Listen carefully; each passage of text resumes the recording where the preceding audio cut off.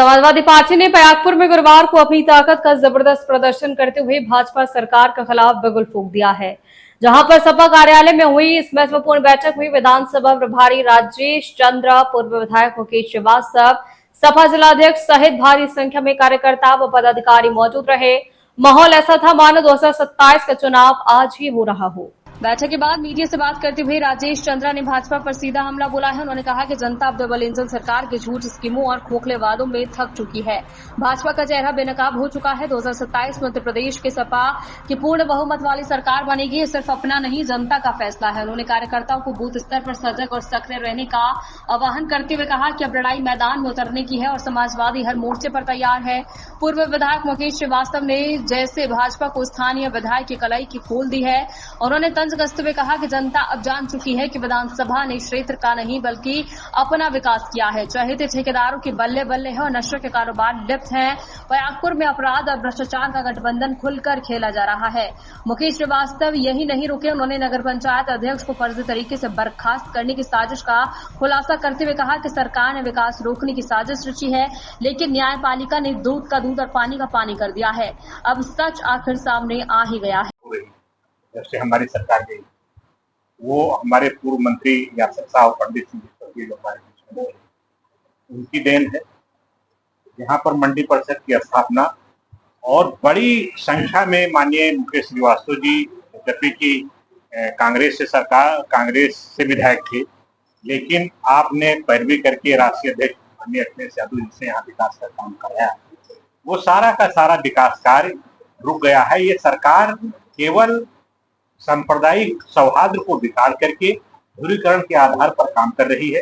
गरीबों, मजदूरों, किसानों, छात्रों, नौजवानों सबका एक तरफा उत्पीड़न हो रहा है और इस उत्पीड़न का जवाब समाजवादी पार्टी अकेले बची है, जो लोकतंत्र और संविधान को बचाने का काम कर रही है। देखिए, अभी हम लोग के संविधानात्मक ढांचे को मजबूत करने के लिए प्रयागपुर विधानसभा में माननीय राष्ट्रीय अध्यक्ष श्री अखिलेश यादव जी ने आदरणीय राजेश चंद्रा जी, जो प्रदेश कार्यकारिणी में विशेष आमंत्रित सदस्य भी है, पूर्व सचिव भी है, उनको भेजा है। प्रयागपुर विधानसभा में लगभग 15 दिन का वो प्रवास करेंगे और बूथ स्तर तक जाकर बूथ के संगठनात्मक ढांचे को मजबूत करना, कहाँ पर क्या हमसे कमी रह गई है, किन बूथों पर किन कारणों से हम चुनाव में कम रहे हैं, उसकी समीक्षा करेंगे और उसकी समीक्षा करके कार्यकर्ताओं को तैयार करेंगे कि हम आगे के 2027 के रणनीति कैसे और कैसे चुनाव बूथ स्तर पर जीते। इसलिए आदरणीय राजेश चंद्रा जी आज आए हुए हैं, जिनका समाजवादी पार्टी के विधानसभा अध्यक्ष आदरणीय राम सुरेश यादव जी, पूरी कमेटी उनकी, ब्लॉक अध्यक्ष है उनकी पूरी कमेटी, और जितने फ्रंटल संगठन है उनकी कमेटियों का आज बैठक बुलाया गया था।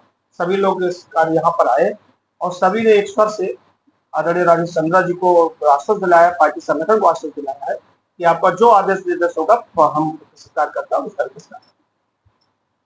जन समस्याओं को लेकर के आप लोगों की क्या रणनीति, कैसे आप जन समस्याओं को लेकर तो मैं तो अपने व्यक्तिगत तौर पे कहना चाहता हूँ कि मैंने तो बहुत लड़ाई लड़ी, हमेशा लड़ता रहा है।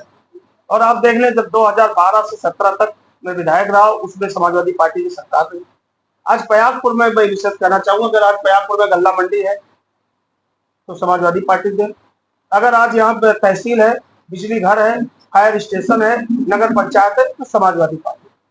मुझे याद है 646 बजरों में मैं विद्युतीकरण कराया था और मुझे याद है सबसे ज्यादा रोडों को 1 किलोमीटर पे चले जाइए तो रोड का बोर्ड मेरा ही मिलता है।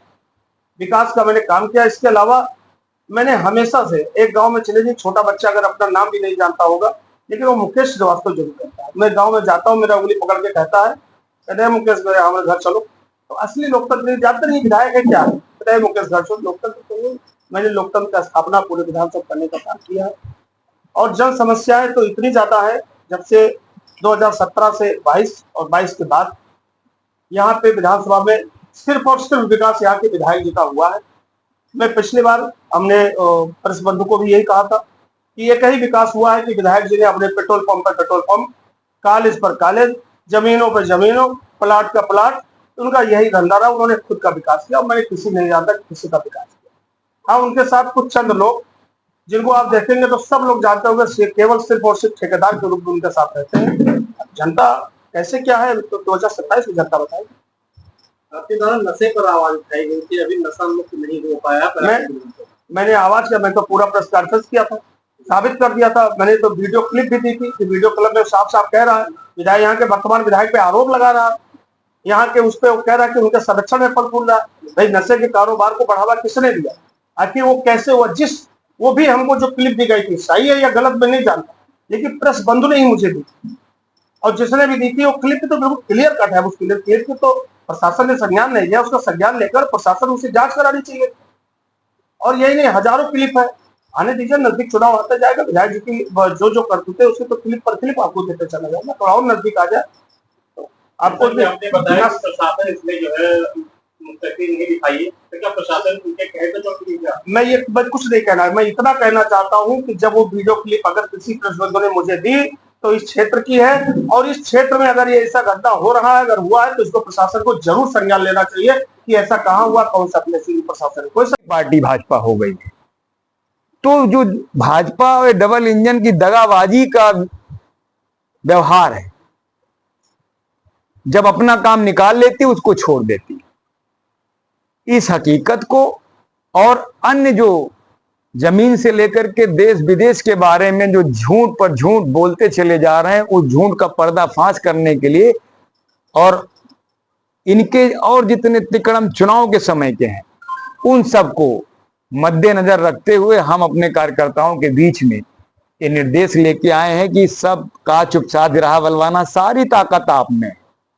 आप खाली जिस दिन 3 फुट की लाठी लेके खड़े हो जाओगे तो ये सारे जो बड़े बड़े झूठे लोग हैं या षड्यंत्रकारी लोग हैं या उनके इशारे पर जो शासन प्रशासन के प्रमुख पदों पर बैठे हुए लोग हैं, अफसोस के साथ कहना पड़ रहा, जिसको हम ब्यूरोक्रेसी कहते हैं, जनता के खजाने से वेतन मिलता है।